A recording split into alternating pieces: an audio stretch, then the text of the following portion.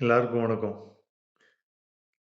நாம வந்து என் என் மனைவி, என் வீடு, என் சொத்து, என் பிள்ளை, எந்துன்னு ஓடுறோம் இல்லையா? இந்த ஓடுதல் கூட பார்த்தீங்கன்னா, ஓடுதல் தான் முக்கியமான காரணம் மைண்ட் ஸ்ட்ரெஸ்ஸுக்கு. ஓகே. ஆஃபீஸ் ப்ரெஷர், சம்பாதிக்கணும், இஎம்ஐ கட்டணும், கார் வாங்கியிருக்கோம், வீட்டுக்கு லோன் கட்டணும், அது கட்டணும், இது கட்டணும், பொண்டாட்டி நகை கேட்குறா, அது போயிட்டே இருக்கு மைண்டு. ஓகே. இதில இது முழிச்சிட்டு இருக்கும்போது ச தூங்குறீங்க. ஒரு நாள் நல்ல தூக்கம் நைட்டு 10 மணிக்கு படுத்தீங்க. உங்க ஃபர்ஸ்ட்டு விழிப்பு 6 மணிக்கு தான் வருது காலையில. இன் பிட்வீன் கேப்ல, "ஏய் நீ தூங்கிட்டு இருந்தல்ல, அப்போ உன் சொத்துக்கு என்னாச்சு? உன் காருக்கு என்ன ஆச்சு? உன் பசங்களுக்கு என்ன ஆச்சு? உன் பந்தத்துக்கு என்ன ஆச்சு?" எல்லாம் நீங்க கேட்டு பாருங்க. அவன் திருப்பி, "ஏன்டா மூளை இருக்காடா உனக்கு? நான் தான் தூங்கிட்டு இருக்கேன்டா, எனக்கு என்னடா தெரியும்?" அப்ப தூங்கிட்டு இருக்கும்போது இந்த இந்த எந்த பந்தங்களும், எந்த டை அப் வேர்ல்ட்லி டை அப்பும் நம்மள ஒண்ணும் பண்றதில்ல. நல்லா கவனிச்சுக்கோங்க. ஓகே.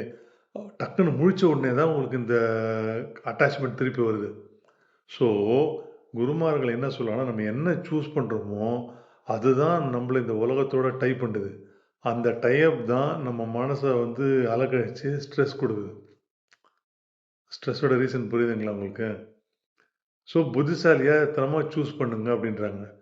ஏன் புத்திசாலியா சூஸ் பண்ணுங்கன்னு சொல்றாங்கன்னா, இப்போ நான் திருப்பி அந்த இதுக்கு ஒரு எக்ஸாம்பிள் பார்ப்போம். தட்டு பூரா ஸ்வீட்ஸ் இருக்கு. 6 எண்ணெயில வறுத்த பண்டங்கள் இருக்கு. டாக்டர் ஸ்ட்ரிக்ட்டா சாப்பிடக்கூடாதுன்னு சொல்றாரு. நம்ம பார்க்குறோம். "ஹே! டெய்லியும் மருந்து சாப்பிட்றேன்டா. இன்னைக்கு ஒரு நாளைக்கு ஒரு சீட் டே மாரி வச்சு சாப்பிட்டா என்னன்னு" அந்த ஸ்வீட்டோ, அந்த பதார்த்தமோ நம்மள சாப்பிட சொல்லல. நம்ம சாய்ஸ் நம்ம மனசுலேருந்து வர அந்த சாய்ஸ் தான் அத பண்ண வைக்குது.